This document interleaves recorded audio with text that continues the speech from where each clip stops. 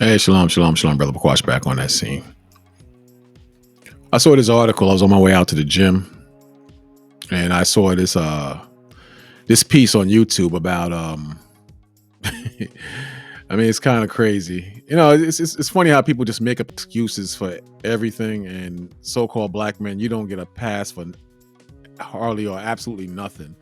But it is an article on a phenomenal rate or growth of black women being evicted, losing their places, man. And they make up all types of excuses, and they say they're independent and they don't need a man, and it's men's fault that they go through what they go through. But the Most High and us who soldier up in the Most High, we don't give two sh's about your feelings or your emotions or uh, you know these lies and excuses and whining about what's happening to you. You know, and that's no disrespect on all the sisters. Some of the sisters, they walk in the spirit of Yahweh Shai. Yahweh Shai being who we call Christ, and they see the writings on the walls. They see it. But here you got some women crying about what's happening to black women across the country, and in regards of eviction. But bottom line is there's a lot of things happening in the country. Bottom line is the country has changed for the worse. The country has changed, and the left, meaning the Democrats, are not reporting political reasons to maintain power on just how bad we're living in a financial crisis. There's issues at the border. There's a crisis at the border with people trying to get into the country, and they're letting people in the country, and who pays the taxes on their education and their schools, or them having free accommodations as far as living. The taxpayers. So those of us who do work, that affects our taxes. Meanwhile, they keep printing up money, and the value of the dollar goes down. It goes down. But I want you to check this out. This is how ridiculous this is. And what's happening is that the BS is running out of gas now. And, the devil, he's saying, all right, we can't protect you any much longer. Our job was to separate you from your men, and now you're on your own. That's what we're coming to the stages or the phases of you're now on your own. This is where we're going now. Check it out, though. All right, black women are getting evicted from their homes at an alarming rate. In fact, more than any other group. And more than any other group. It said, U.S. Today says, I lost everything. Black women get evicted more than anyone else. A looming eviction crisis will make it worse. Yeah, you better believe it. Black women renters get filed against at twice the rate of white women renters nationwide. I wonder if it's a case of you're not living up to your responsibilities. Women in general are emotional shoppers. If the boyfriend break up with them, they shop. If a family member dies, they shop.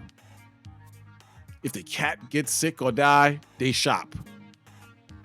They do this to fill in the voids and create a different type of emotion, or to replace a sad emotion. They replace this with emotional shopping. Emotional shopping is a big thing among so-called black women and women in general, not just black women, but women in general. But I think that women in general have been getting a pass for so long that now there's nothing they can do to stop the Most High's judgment and the punishments of America coming from the Most High. That's what I personally believe. That's what I personally believe. But this is totally insane. Look, I want to read some of the comments because the comments is kind of funny. Check this out. Check this out. It says, this is this brother. He's saying, I'm glad black women are strong and independent. They can have no choice but to prove the world right. They don't need a man. They've been saying this for years. They don't need a man, though. You got this, Queens. This is Mayan King. Check this one out. You got this, Queens. Remember, you're strong and independent and don't need a man. Don't need no man. The universe is restoring order. That's exactly what's happening. You're gonna need a man. That pandemic did a job, boy. That pandemic did a job. It showed women that, one, you need a man. It showed women that it's a man's world. And three, above all things, the Most High kicks ass and will force you to see him or see your own demise. That's what the Most High showed us. It's his way or no way. Nobody is targeted for eviction. It is a direct result of not paying rent. There you go, right there. Whoever said that. There you go. All this BS about targeting you for being a black woman. They don't pay their rent. They don't pay their rent. Maybe we could set up a program to teach them how to pay bills on time. Victim, always a victim. If people are having difficulty paying their rent, why not let landlords know instead of not paying anything? Also, why not pay something? They are strong, independent. It will just be fine. There you go. Yeah. They'll be fine. They're strong and independent. They'll be just fine. This Nero Taylor says, this is what happens when you don't pay your bills. Responsibility is hard. That's right. Especially when the system takes off the kid gloves. Especially that. You understand? No more Obama times. Obama free this, Obama free that, or the sympathy card. Landlords don't target people for eviction. They just need the terms of the tenancy agreement to be consistently be met as agreed when they open their doors. Pay your bills. Pay your bills. I'm a strong, must be strong, independent black woman who don't need no man. Taking the time to taking the time and choosing the father of your children very carefully will alleviate a lot of this, which is true. Make poor choices when it comes to fathers. When I fail to come up with the rent, it's out the door I went. Stay strong, black women. You got this. You don't need no man. Killing them. But that's the result of not needing a man. That's the results. Those are the results. You know, that's the results. The idiots, man. The idiots. That's bottom line. The idiots. And now, the train is pulled into the stop, and the Most High's judgment. That's what's next. You know, that's what's next. It's no more bull crap. You know, no more bull crap. You know, these days are done. Again, there's crisis on every corner of America's politics, America's citizens, America's structure. There's crisis everywhere, and the good days are gone. America is being hammered by the Heavenly Father. Bottom line. You can't get around it, you know. But we good, you know. But pay your bills. Pay your bills. You got brothers today in the faith talking about they don't care about the money. They're just gonna live off of Esau and the system. And now what's happening? A lot of people are getting kicked off the very system that they've been living off of for years. For years. But a lot of you brothers and sisters, you're smart. You know what you know what time it is. You know what you're doing. Emotional spending was a common pandemic. Emotional spending was a common pandemic coping mechanism, experts say. When that pandemic hit, boy, when those lockdowns hit, that was an eye opener. And in my opinion, people, let me put my face up for this. People have still not recovered from that. People are walking around. You can see crazy in their body language. You can see crazy in their facial expressions, and you can hear crazies or crazy by what comes out their mouths. Oh yeah, clear as day. Clear as day. Got the woman curled up in front of the laptop. He says, spending, emotional spending is spending money during a period of heightened emotions, not a regular day. It's when your emotions are out of control. Heightened emotions like stress or sadness. So you spend when you're stressed out or you're just feeling blue. You spend to make yourself feel better, which is dumb, which is absolutely dumb. If someone talks you the wrong way and you get emotionally scarred, you go and shop. If your boyfriend leaves you, you go and shop. If you have a bad day at the job, you go and shop. If your cat dies or your fish dies, you go and shop.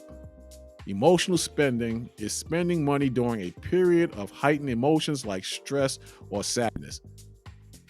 Second point, it often results in buying items you don't really need. You don't really need. My ex-wife, man, she would have clothing that she didn't even wear. She didn't even wear. She'd buy an outfit and said she couldn't wear that outfit because she didn't have shoes to match that outfit. Or she'd have tons and tons. I've never seen a woman with so many shoes. Tons and tons of shoes. Some that she didn't even wear. And I know a lot of you brothers see the same thing. I have a walk-in closet. The walk-in closet pretty much was hers. Of just clothes. It is often results in buying items you don't really need or even want. It's based on emotions. Mental health experts say that this is a coping mechanism to avoid addressing those difficult emotions. But there are many ways to deal with it. See that?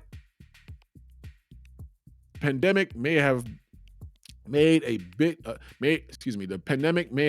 a bit trickier to visit your favorite stores, but it is not like you to have. It's not like you to have to leave your home to go on a spending spree. You don't. You just Amazon, man. Experts say that one of many mental health impacts of COVID-19 is a rise in what is known as emotional spending, but not a new phenomenon. Having a bad day, get a new pair of shoes. Broke with your boyfriend. How about a whole new wardrobe? Spending money to help you feel better has been a long-standing coping mechanism for many Americans, says clinical psychologist Sheila Foreman, PhD.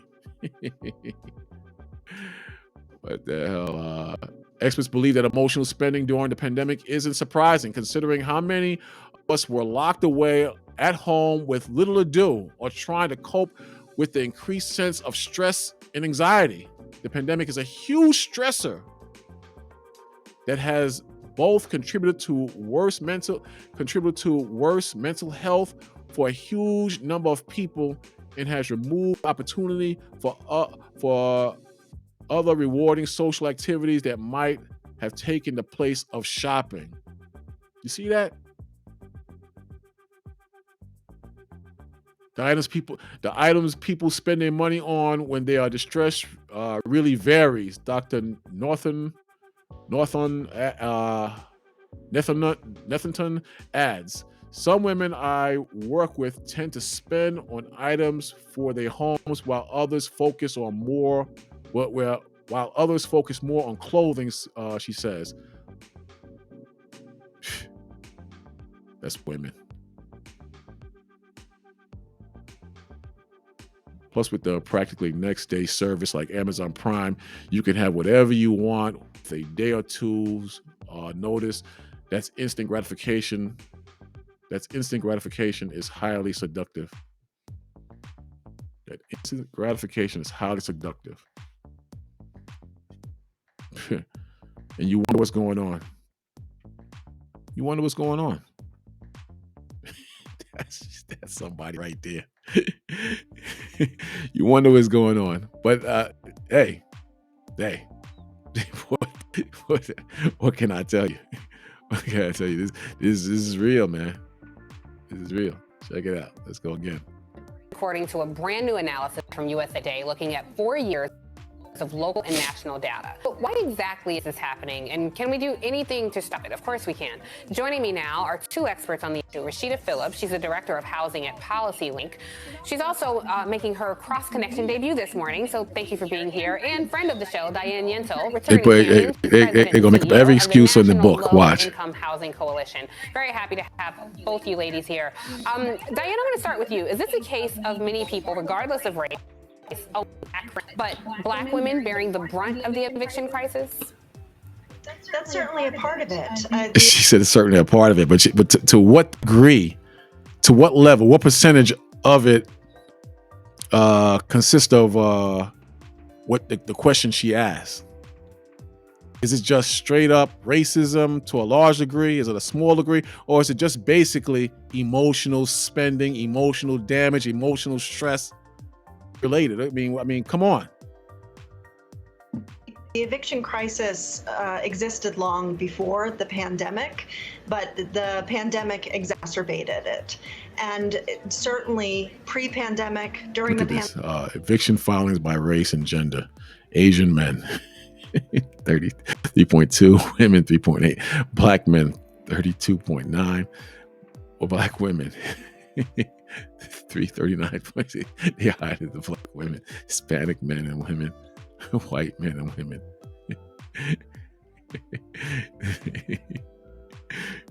Pandemic, and after the pandemic. You know, years ago, I was an idiot, straight up idiot. I think I brought this up already.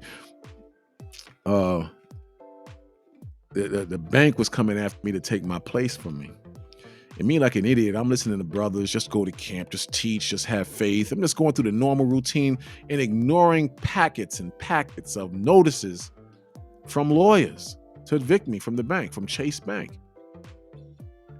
And in the end, I got myself together. I snapped out of it. And I told myself I would never put myself in a position like that again. The worst thing you can do is to ignore eviction notices or foreclosure or even your credit card bills or tickets, car tickets. The worst thing you can do is ignore it because it affects your credit.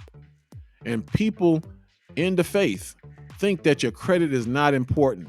To hell with your credit, it's the end of the world. The destruction is coming. This is how brothers and sisters think. Their mind is mainly on this and being delivered by the chariots and Yahweh Shai coming back. But meanwhile, in captivity and in hell, we're to continue as if nothing is happening. The battle of Jacob and Esau is here. So considering it's here, don't worry about anything else. You know what I'm saying? Just chase this. Good feelings and emotions, and know that the destruction is coming. And Esau's judgment is coming. The chariots are coming to deliver us. But that's a dumb concept, and that's a dumb mentality. Render unto Caesar what is Caesar's, and unto the Most High what's the Most High. You're going to find that a lot of brothers who are broke and not doing anything with themselves, including sisters, they take on that mentality. Long story short, I got myself together. I got my credit back up, with a few wise decisions. I got a secure credit card. That's the best thing I know to get your credit up. You get a secure credit card. You drop $500 on it through your bank, and you pay off bills with that secure credit card. You only use that. You go to your gas, use a secure credit card, pay off the charge. You need groceries, use the secure credit card, pay off that charge. Brothers and sisters buying stuff for the new moon, buying stuff for Passover, say, I got it, give me the money.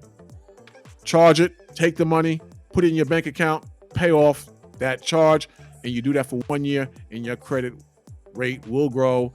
You will get credit cards. I don't advise you to use credit cards in this system.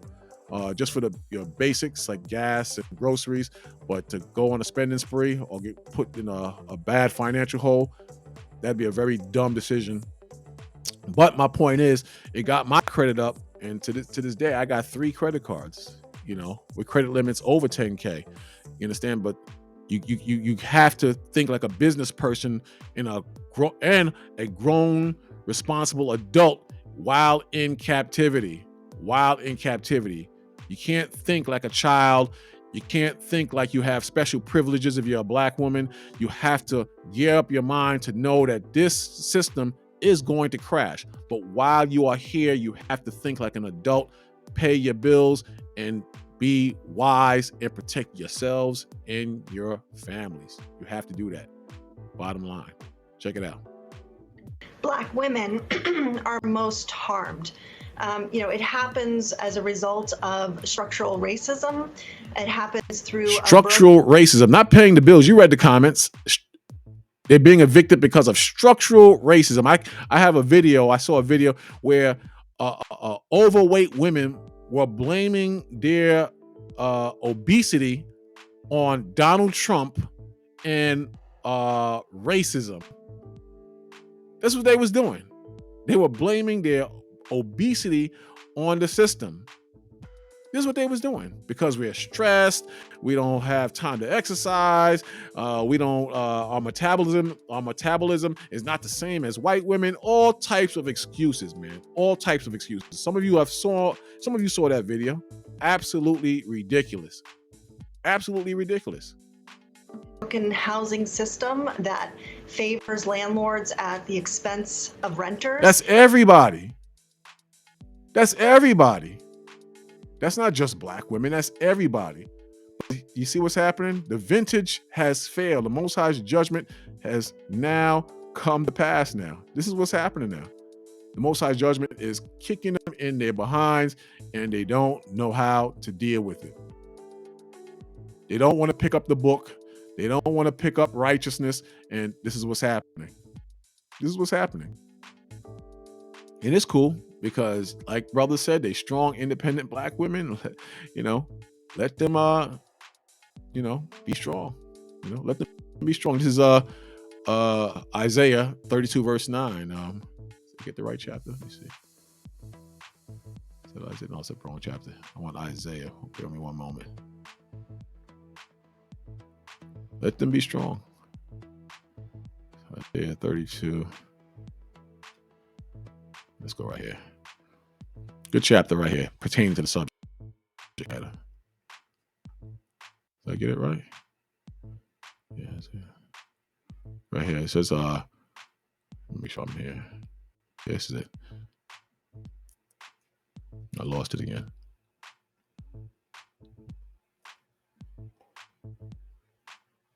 Right there. There you go. It says in the 9th verse, the 32nd chapter of Isaiah, rise up, ye women that are at ease, hear my voice, ye careless daughters. Give ear unto my speech. Where's the Most High speech at? In the Bible. Many days and years ye shall be troubled, ye careless women, for the vintage shall fail. See? So we're in that time. The vintage, the good life, is failing. The vintage shall fail. The gathering shall not come. So in the ancient times, you had a harvest that would determine your financial outcome.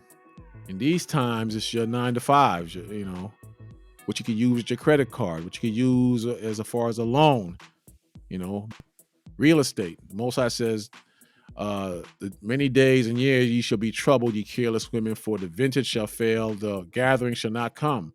Tremble, ye women that are at ease. See? Meaning be afraid. Be afraid of the Heavenly Father's, the Most High, Yahweh's judgment. Tremble, ye women that are at ease. Be troubled, ye careless ones. Strip you and make you bare, and gird with sackcloth upon your loins. See? They shall lament for the teats and the pleasant fields and the fruitful vine. See that? So we know that ain't happening right now, but that money, they're gonna lament for that money. The credit cards and the fancy smancy cars and the trips abroad, all that is going to come to a halt. And you know what's going to happen? They're going to turn to you men for help. And men are going to say, nah, you strong and independent. Go and do your thing. That's what you're gonna say. Go and do your thing, and that's how it's gonna go down. Check it out. And through a social safety net with gaping holes for predominantly Black women to fall through. We did have some protections and resources in place during the pandemic to prevent the eviction tsunami that otherwise would have happened. You see that? But now, as those resources are being depleted, You see that? You see that? So, free housing and welfare and things that people got for free in the country, or from the government or from the feds, those things are going to be gone, man.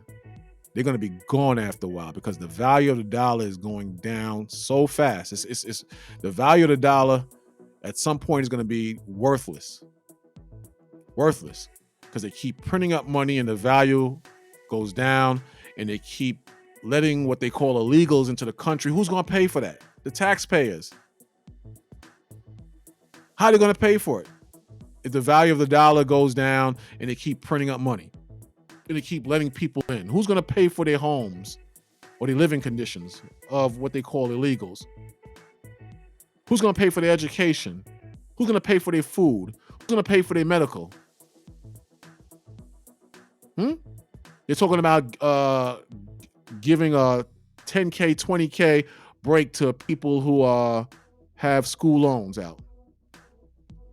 Who have a balance of school loans, $50K, $100,000, $80,000, $70,000. You'll get a clean slate of $20,000 off of those balances, those outstanding balances, which you can't file Chapter 11, Chapter 7. You can't file bankruptcy to get out of any school loan. Who's going to pay for that? The taxpayer. And how's the taxpayer going to do that when he's broke? They did a poll on if Biden's bill was to get passed, which they blocked it, by the way. If his bill was to get passed, what would these college students do if they didn't have to pay $20,000, $10,000 back to the federal government? You know what they said? They would travel, party, buy clothes, have a good time with that money. The majority of people who took that poll, this is what they would do with that money. They wouldn't save the money for a rainy day. They wouldn't save the money to make sure they could pay their rent or pay their mortgages. They would spend the money on traveling, on going out to dinner and eating. This is what they said. This is the American mindset. This is the Black woman's mindset. This is the Black man's mindset. Free money. Emotions, feelings, fear, doubt. And in the end, a lack of hope and despair. And as the protections are expiring, evictions in many communities are surpassing pre-pandemic averages. Well, given that Black women are overrepresented. Surpassing pre-pandemic averages. Unbelievable. When it comes to evictions, Rashida, evicting Black women also means evicting Black children. What's the impact? This country don't give a damn about no damn Black children. You see how in their feelings they get? They think that these devils really care about children. They don't care about no children, especially Black children. On families when this happens, particularly disproportionate to people who look like you and I. Yeah, absolutely. I mean, as you said, the odds are stacked against Black women and their families at every turn. It's not just housing, it's the economy and legal system that undercut them both before and after. Man, let me tell you, okay, that's a crybaby nation, man. A crybaby nation, and you're not going to change a goddamn thing in a crybaby nation.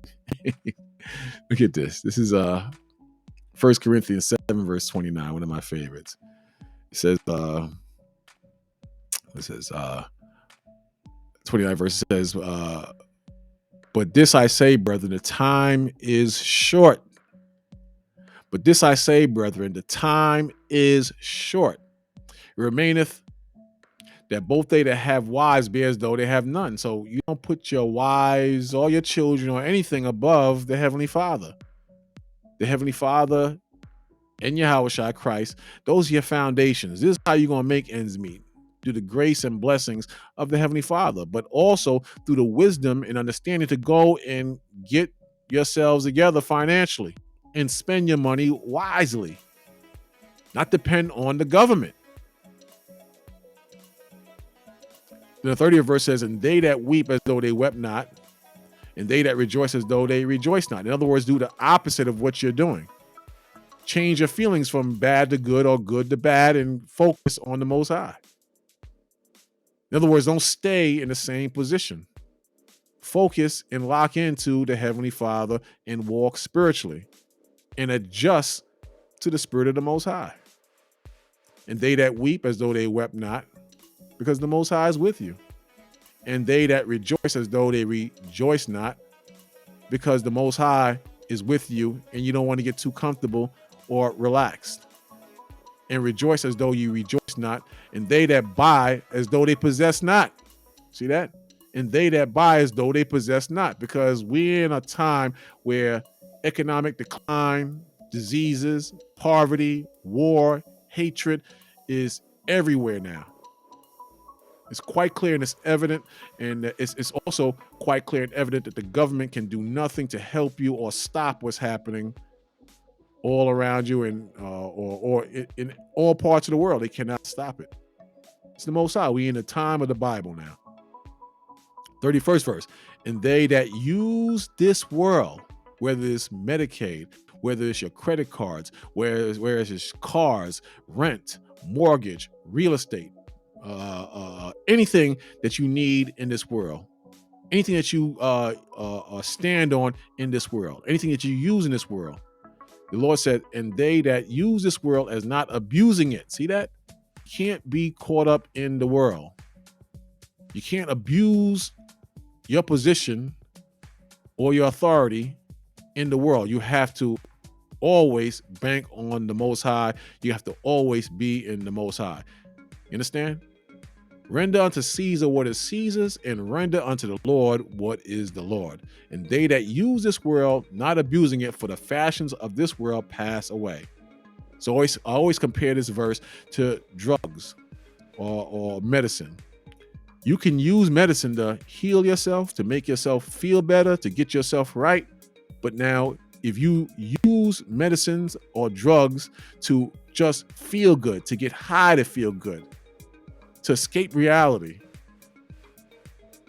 then now you are abusing drugs. Now you're a drug abuser. You use a medicine or a drug that could have healed you and got you better, and now that you got better, you're still indulging in the same drug or medicine. The same thing with the world. You use this world to pay your bills, serve the Most High. You use this world to